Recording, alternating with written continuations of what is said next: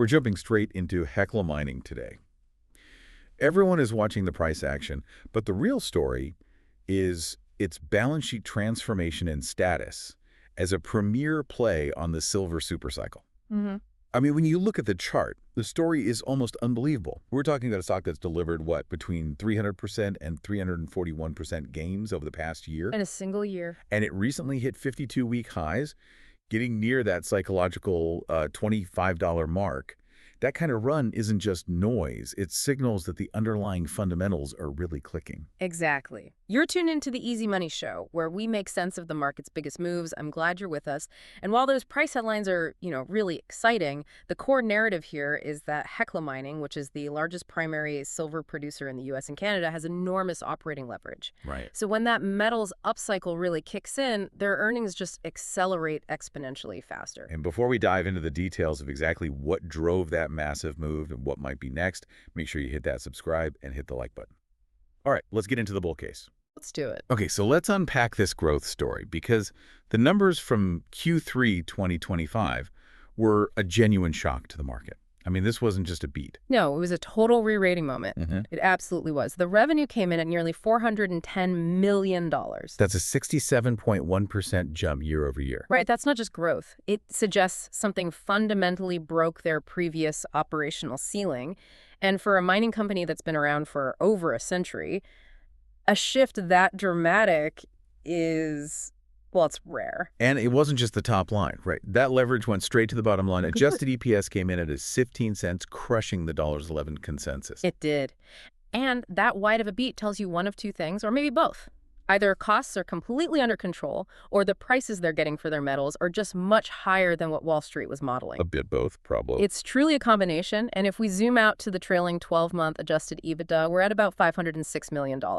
We should probably pause on that number. This isn't just, some incremental quarter-over-quarter improvement. This is a step change in earnings power. It totally resets the fundamental base case for the company.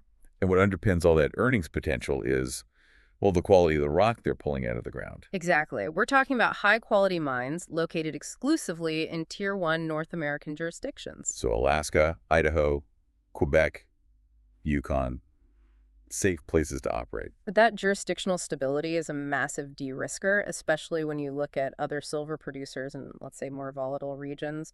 You just don't have that same risk. And within that portfolio, Greens Creek in Alaska is the irreplaceable asset. It's the crown jewel.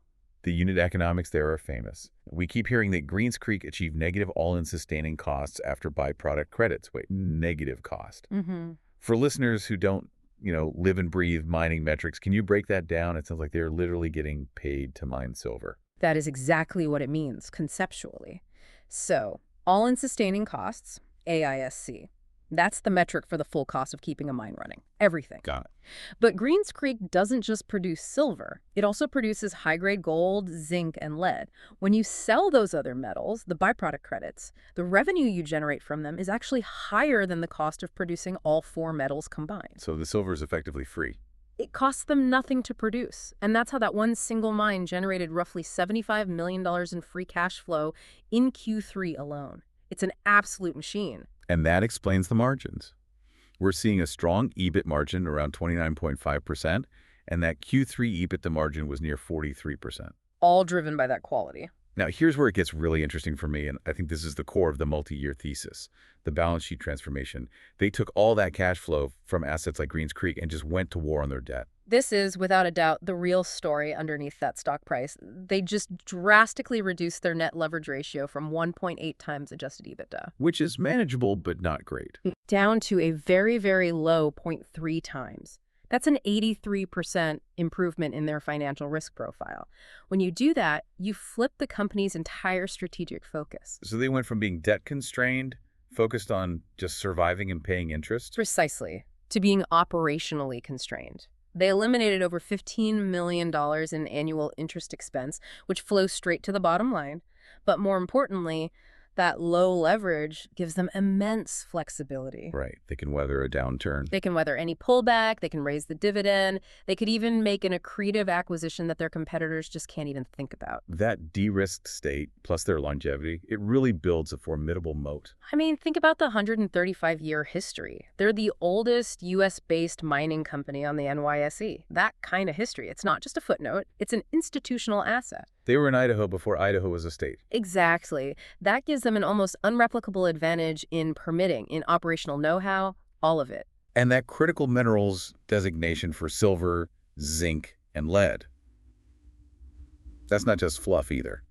It supports the whole long-term structural demand story tied to green tech. Solar panels, EV components, they all need massive amounts of these metals. It's a secular tailwind. Okay, so if the balance sheet is clean, the assets are world-class, and earnings are exploding, why isn't the stock even higher? And that, I think, leads us to the valuation debate. It does, because if you just look at the headline PE ratio, it looks astronomical, somewhere between 75 and 80 times earnings. That's the classic bear case hook. It looks way too expensive. It is expensive, but on backward-looking metrics, that's the trap.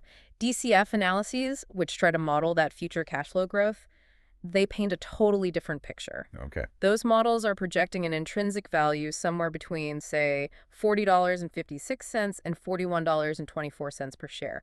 That implies a potential 46% upside from here. But those DCF models are only as good as their silver price assumptions.